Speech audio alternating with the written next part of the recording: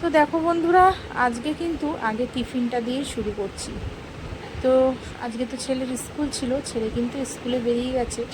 তো আজকে সকালের দিকটা ওকে তোমার চাউমিন করে দিয়েছিলাম। তো এর মধ্যে কিন্তু তোমার বিনস গাজর ছিল না, একটু আলু, পেঁয়াজ, একটু বাঁধাকপি, বাদাম, তো সমস্ত কিছু দিয়ে কিন্তু তোমার টিফিনটা রেডি করে দিয়েছি। ছেলে তো বেরিয়ে গেছে, আর এখন কিন্তু অনেকটাই বেলা হয়ে গেছে, মানে ওই 12টা 10-15 মতন। তো ভাবলাম ছেলে বেরিয়ে যাওয়ার পরে ভাবলাম একটু টিফিনটা সেরে নিই, তারপরে ঘরের কাজ তো আছে। আর ঘরে তো বুঝতেই পারছো প্রতিদিনই কাজ হচ্ছে, তাও দুদিন একটু কাজটা বন্ধ আছে।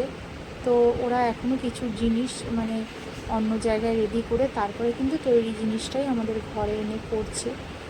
আর এক এক সময় ধরো এদিক ওদিক একটু ছোট বড় হয়ে গেলে সেগুলি কিন্তু ঘরে বসেই তোমার ঠিকঠাক করে নিচ্ছে।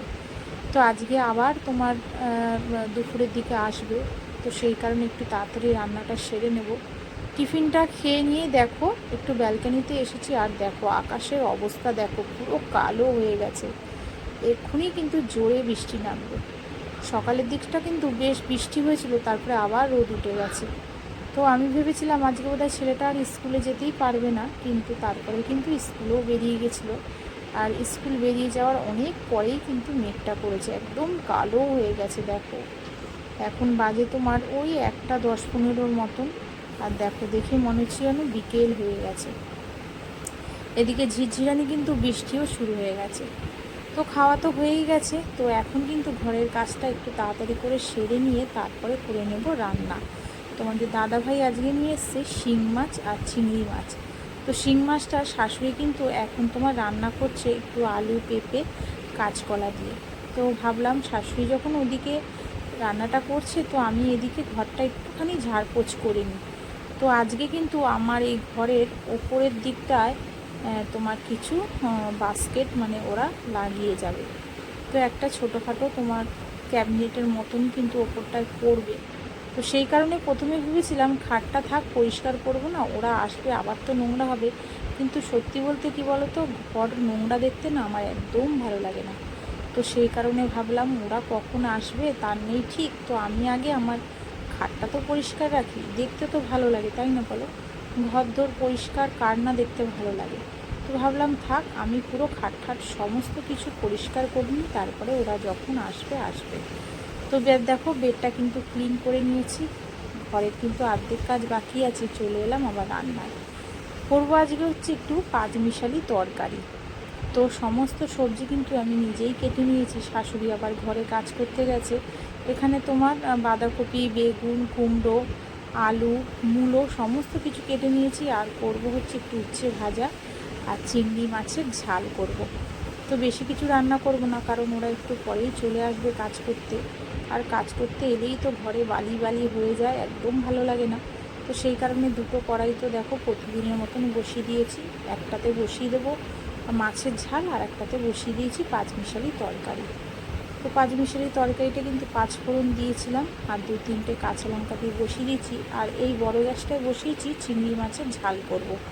তো চিংড়ি মাছগুলি আগেই ভেজে নিয়েছি, আর কিছুটা চিংড়ি মাছ আমার জন্য একটু তোমার পেঁয়াজ কাঁচা লঙ্কা দিয়ে মেখে খাবো, কারণ আমার ঝালটা খুব একটা ভালো লাগে না।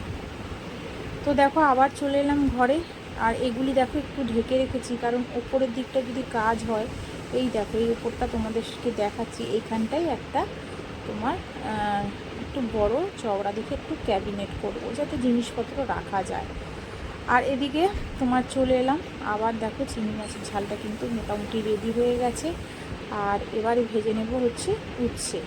আর এদিকে তরকারিটা কিন্তু হয়ে গেছে। দুপুরে কিন্তু আজকে এই মেনুই ছিল, তো খুব বেশি রান্না করিনি, এই রান্নাই করেছিলাম। আর দেখো চলে এসছে দাদাভাইরা, আর ওরা কিন্তু ওপরে উঠে গেছে আর কাজও শুরু করে দিয়েছে।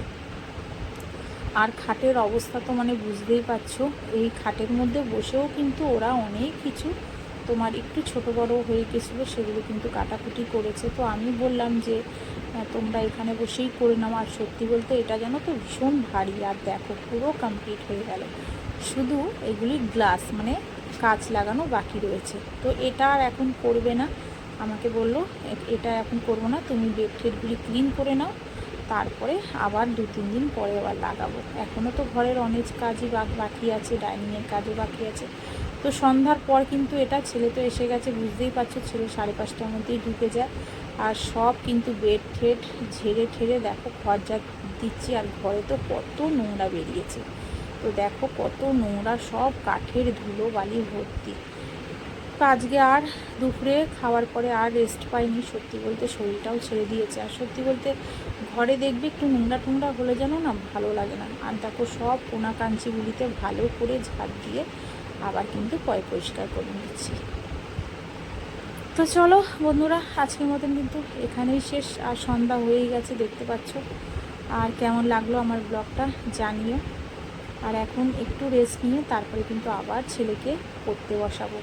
তো চলো আজকের মতন সবাইকে টাটা। আর যদি আমার ভিডিওটা ভালো লেগে থাকে, যেসব বন্ধুরা এখনও লাইক সাবস্ক্রাইব করোনি, তো প্লিজ প্লিজ একটা লাইক সাবস্ক্রাইব করে আমার পাশে থেকেও। আর যারা করে রেখেছে তাদের অসংখ্য ধন্যবাদ আর অনেক অনেক ভালোবাসা। তো চলো আজকের মতন টাটা। আর যখন দেখাটা শুরু করবে প্লিজ একটা লাইক দিয়েই শুরু করো। তো চলো টাটা।